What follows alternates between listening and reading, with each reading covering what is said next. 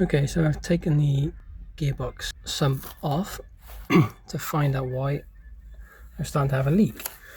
And you can see here, look, this is a new gasket. It hasn't been on the car that long, but it's breaking up and it's split. So I'm not quite sure why that is. Either the gasket was just old stock and it had deteriorated a bit,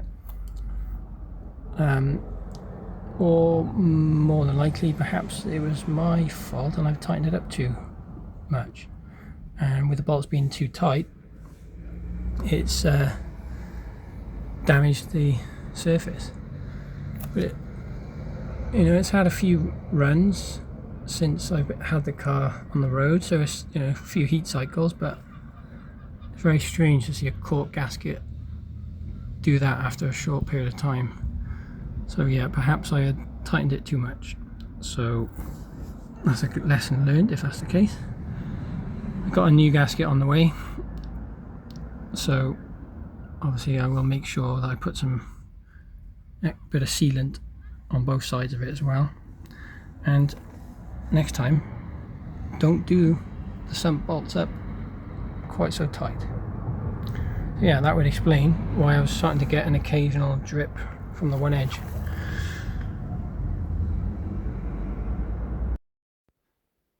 So here's my new gasket and filter kit.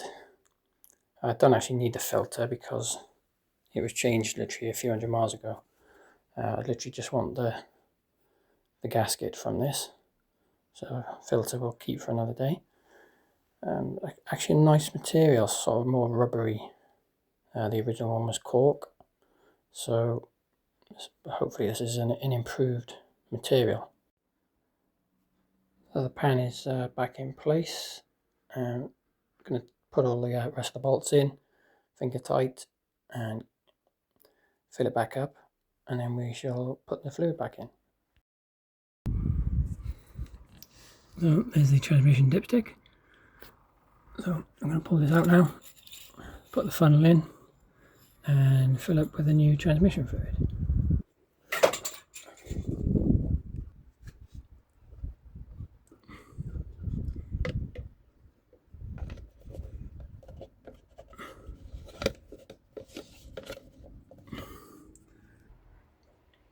Okay, so I've got the funnel in. I've got my my litre bottles of transmission fluid. So come with a little funnel that you can put in, but I know 2 litres came out, so I'm putting the whole 2 litres in. So that's one bottle.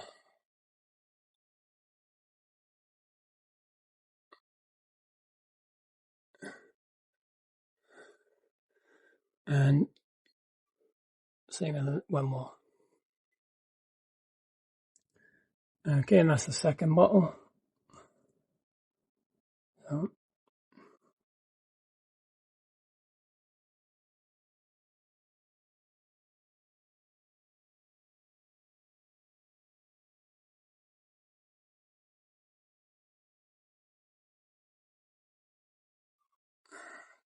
that's 2 litres gone back in. I drained out just over 2 litres, so that'll be enough for the time being. Then I'll run the car, get up to temperature, go through the gear selector to bleed the system, and then double check whilst it's running hot, and then you've got the correct amount of fluid. Just show you the end of the dipstick here. There's obviously the hot level, which is the accurate one, and it's cold. Now, don't really take any notice of cold, because when you dip that, it looks like there's far too much fluid in it. The one you want is the hot level. So get the car running up to temperature for a good few minutes, cycle gearbox through the gears, hold it maybe 5-10 seconds in each gear, and once you've done that 2 or 3 times, the fluid should be bled through, and then you check the dipstick whilst the car is idling up to the temperature, and you want it obviously in this hot level. That's the minimum where the notch is. There's your maximum there, where that line is. So in this region here, whilst the car is idling and up to temperature, that's your perfect level for your transmission fluid.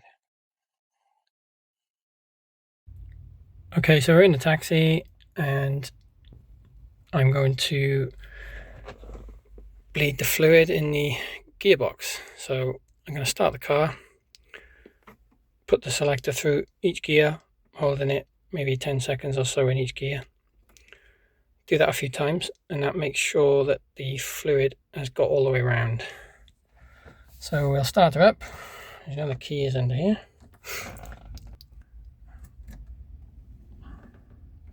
Wait for the orange glow plug light to go out. And then first turn of the key, she's away. Perfect.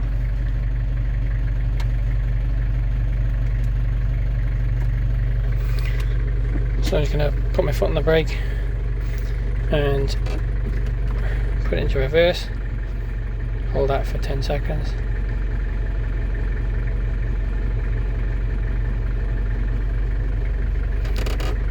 Neutral.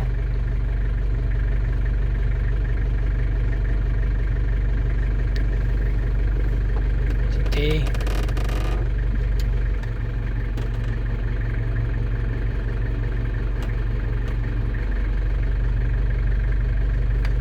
To 2.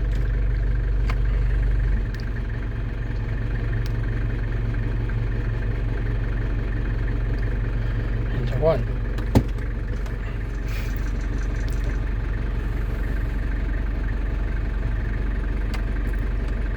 And then back up.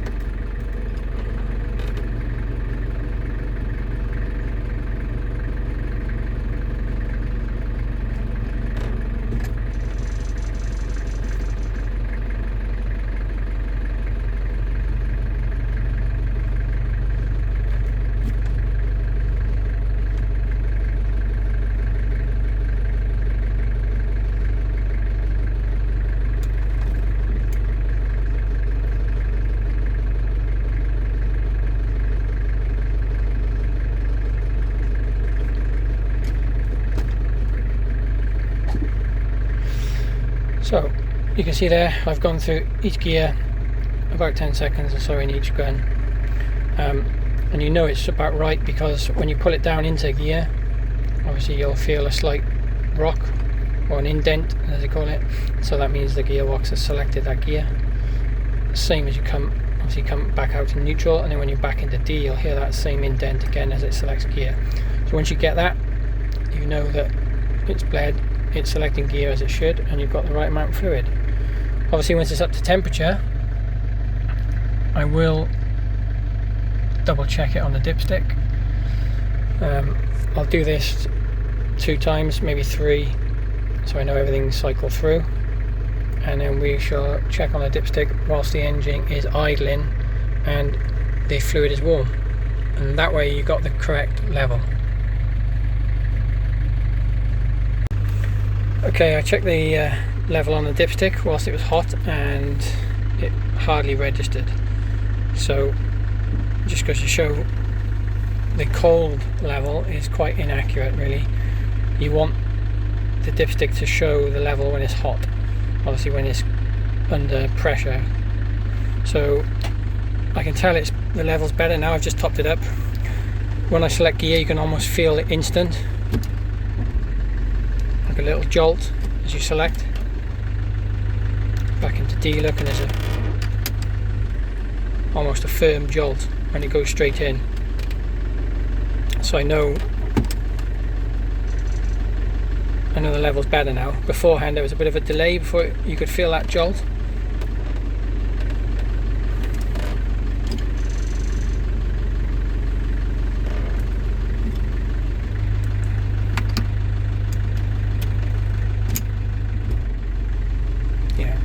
So that's much better.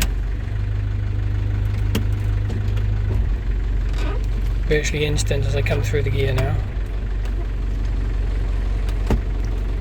So the car's already up to temperature. cycle through the gears.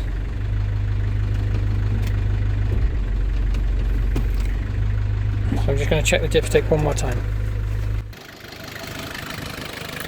So here we go, the transmission dipstick is down there. I'm going to take a quick look. Very hard to focus on the camera, but you get the idea from what I showed you earlier, making sure it's on the correct level.